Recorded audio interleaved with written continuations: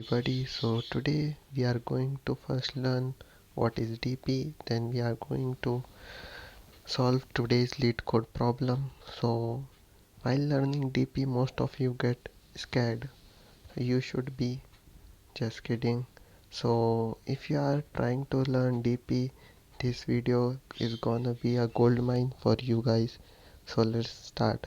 So basically dynamic programming means you like you solve the problem recursively but in a efficient manner. So to do so, first we will understand how the recursion works, and most of you might be known to Fibonacci series. So in Fibonacci series, first we have to find a Fibonacci number, a real two Fibonacci number, and we have to sum it to get to our Fibonacci number. Like we can see the recursive solution for it in this way. The Fibonacci number for 1 will be 1, but for 0 it will also be 1. But if we find a Fibonacci number greater than 1, we have to sum the Fibonacci number earlier than 1 and like n minus 2, as you can see in this line. So first of all, we will understand how we are going to do it.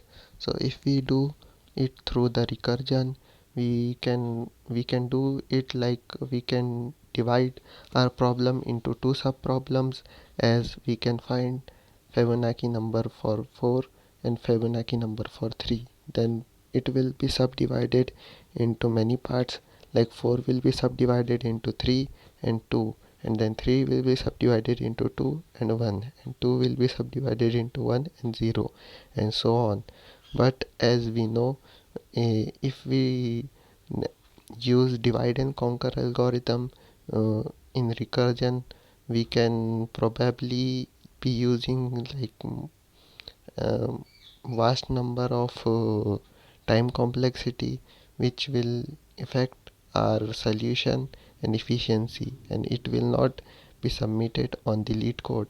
So to avoid that, we first of all we will see how it will affect our time complexity. So in this chart you can see here we are finding third Fibonacci number, and as same here we are also solving and finding the third Fibonacci number, and here we are finding second Fibonacci number, as well as here also we are finding second Fibonacci number, which is like we are doing same work more than one time. But to avoid that, we use memoization. What do we mean by memoization is when we when we find some any of the Fibonacci number, we will save it in a hash map, array, stack, or something that where we can store our Fibonacci number.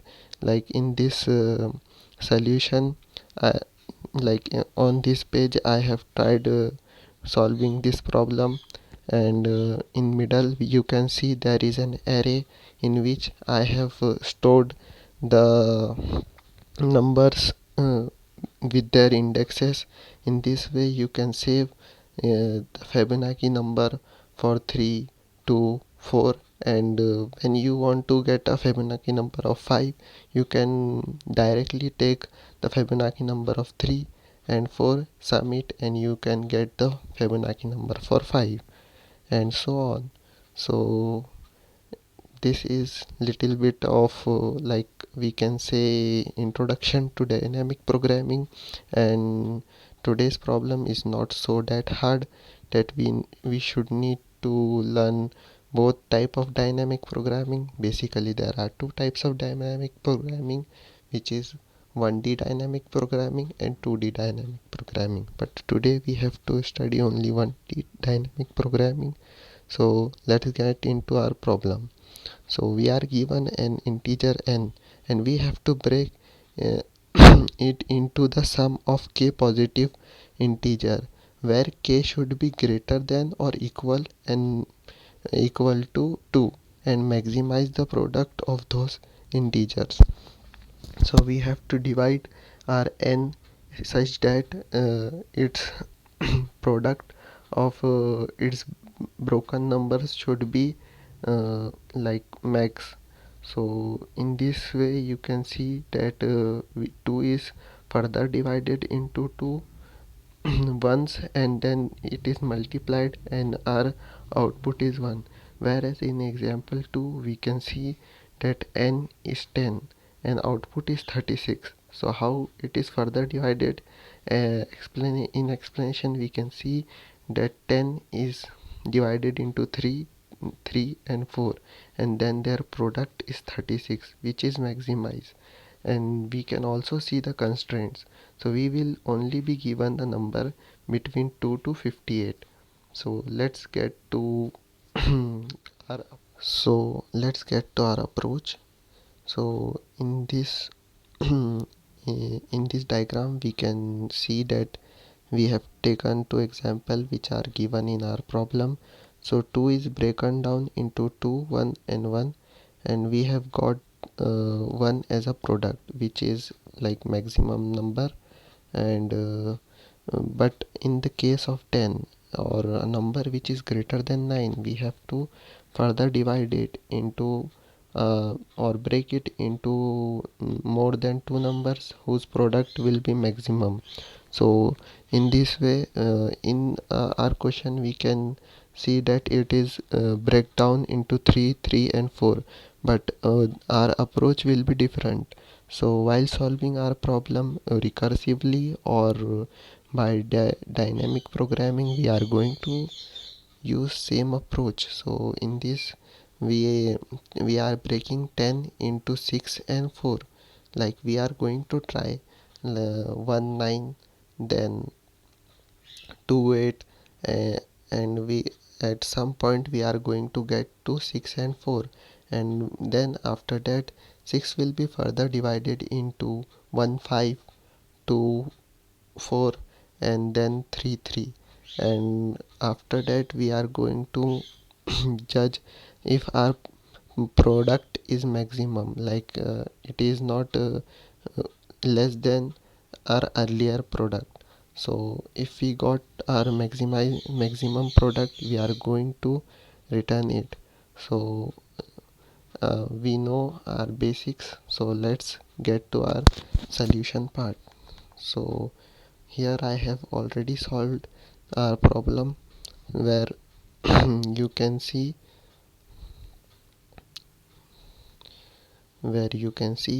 we have used a DP, which is hash map, to store our number for memorization.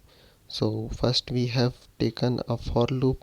In for loop we have declared it starts from 2 and ends at n plus 1, because for loop runs n minus 1 times. So as we are our constraints were 2 to 58, I think so. So we can get our number in between them. So our first thing is we can take we can append a number in DP, but our case is the number should not be 0. Like we have to uh, out give a output that number is product is maximum. So we have used this case, and for after that we have run a loop for I in range 1 to num.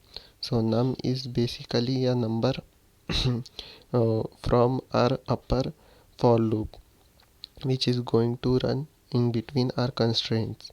And after that we are going to save our our solution, like val is equal to dp of I, and dp of I, which means our number I will be starting from 1 to n.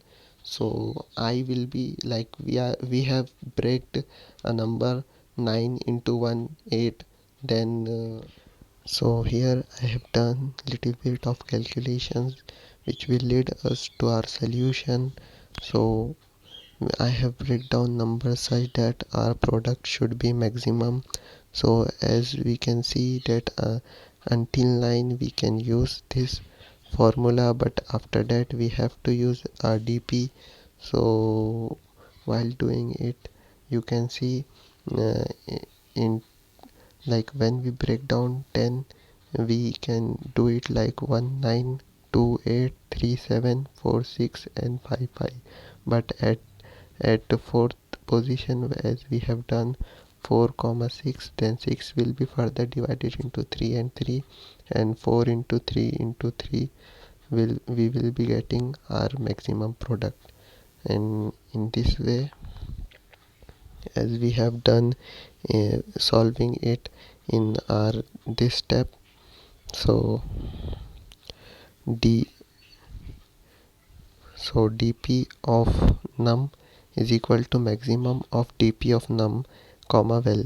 So if the number which is present in a dp, like at index, so at that if that number is maximum, or a value that we have count is maximum, that we are going to append in that position of a dp, and then we are going to return that position.